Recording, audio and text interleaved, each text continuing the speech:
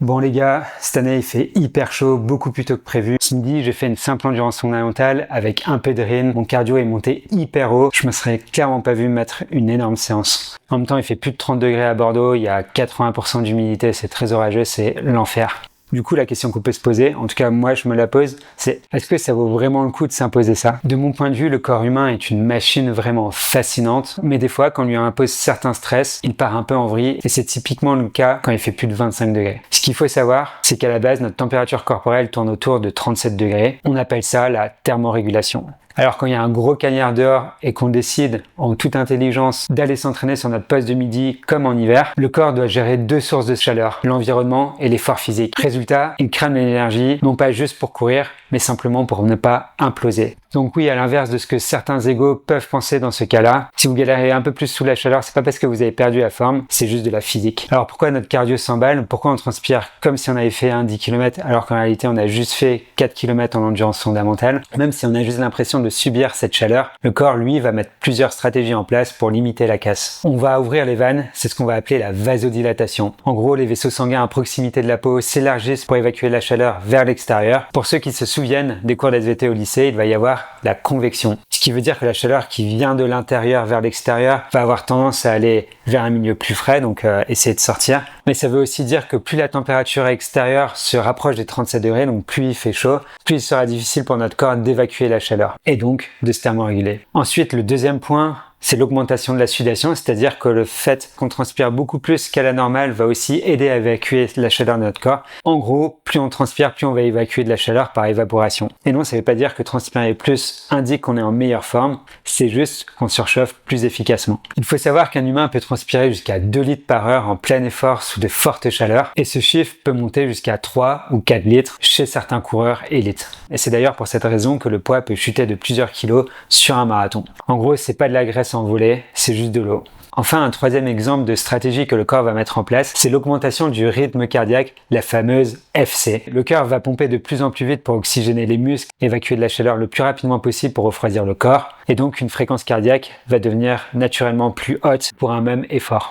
Bon, du coup, on peut dire que le corps va gérer la situation et qu'on peut s'entraîner tranquille, mais malheureusement, ce dont je viens de parler a un coût. Par exemple, si vous faites un gros effort et qu'il fait plus de 30 degrés, on peut cramer jusqu'à 1000 kcal par heure juste pour éviter l'hyperthermie. En gros, c'est l'équivalent d'un menu McDo. Il faut ensuite rajouter à ça le coût énergétique lié à l'effort, donc entre 700 et 1000 kcal par heure sur un marathon. Bien sûr, ça dépend de beaucoup de paramètres, du sexe, du poids, du niveau de la personne, etc. J'en passe, il y a plein de facteurs. Mais c'était juste pour vous donner une idée. On peut quasi doubler la dépense énergétique pendant l'entraînement juste à cause de la chaleur.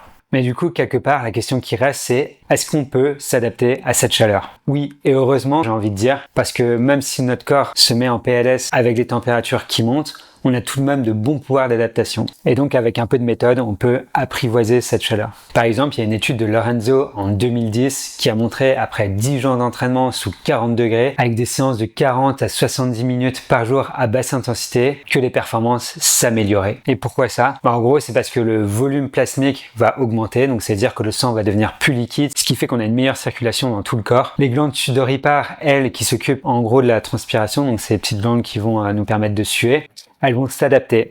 On transpire plus tôt et plus efficacement. Et enfin, le rythme cardiaque au repos baisse. Ça, c'est 3 exemples parmi d'autres. Il y a plusieurs paramètres, au moins une quinzaine ou une vingtaine d'optimisations qui vont être faites à travers tout le corps. Ce qui est intéressant, c'est que le corps va devenir plus performant dans des milieux sous forte chaleur, mais aussi pour des milieux plus frais. Donc, suivant la compétition qu'on prépare, on peut s'entraîner sous la chaleur, même si cette compétition va être faite sous 15 degrés. C'est un entraînement qui va être plus efficace, on va être plus performant le jour J. C'est notamment pour ça qu'on voit de plus en plus d'athlètes élites s'entraîner avec des thermorooms. Des fois, c'est pour s'acclimater à la météo qui les attend le jour de la course. Donc on se rappelle de quelques images des Jeux Olympiques de Tokyo en 2020, en 2021. Mais des fois, c'est pour faire des courses tout simplement en milieu plus frais. C'est un moyen, comme l'entraînement à l'altitude, de façonner notre corps et d'optimiser certains processus pour être bouillant le jour J. Mais attention, au début, on y va tranquille. On peut faire quelques footings légers, pas plus de 60% de notre FC max. On cherche à s'adapter intelligemment et on réintègre tranquillement l'intensité après quelques jours.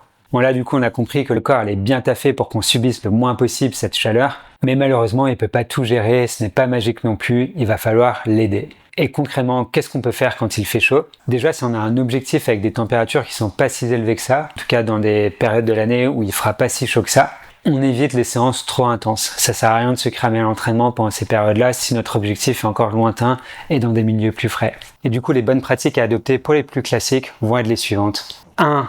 On va boire régulièrement et pas juste de l'eau. Idéalement, il faut boire des électrolytes avec du sodium, voire de la boisson ISO qui apporte du glucide en plus, si on est en compétition par exemple. S'arroser la tête si on peut, comme les coureurs au Tour de France typiquement. Eux, ils se mettent carrément des poches de glaçons à l'arrière de la nuque. On voit aussi de plus en plus de triathlètes, voire des coureurs à pied qui vont se mettre une poche d'eau froide sur le front quand ils font des compétitions sous forte température. Ça va permettre de faire liquide de refroidissement sur la nuque et le front. C'est là que l'impact va être le plus rapide en cas d'hyperthermie. Et si les températures commencent à dépasser les 39 degrés, on va commencer à avoir des maux de tête, des étourdissements, la confusion, baisse de concentration, perte de coordination. Si vous commencez à avoir ces symptômes-là, n'hésitez pas à vraiment ralentir le pas, voire vous arrêter si vous n'êtes pas loin de chez vous. Du coup, il va falloir aussi adapter son allure. Ça, c'est le troisième point. Là, il va falloir savoir lever le pied. Certaines études ont montré que c'était environ 10 à 15 secondes qu'il fallait ajouter par kilomètre à l'allure quand on s'approche de 30 degrés. S'acclimater petit à petit, d'abord par les footings et donc la basse intensité quand les premières chaleurs apparaissent. On réintègre ensuite progressivement l'intensité et on fait ça sur 8 à 10 jours. Et maintenant, ce qu'on va éviter de faire, c'est penser que plus on transpire, mieux c'est. C'est pas du tout ça que je suis en train d'essayer de vous faire passer comme message aujourd'hui, bien sûr.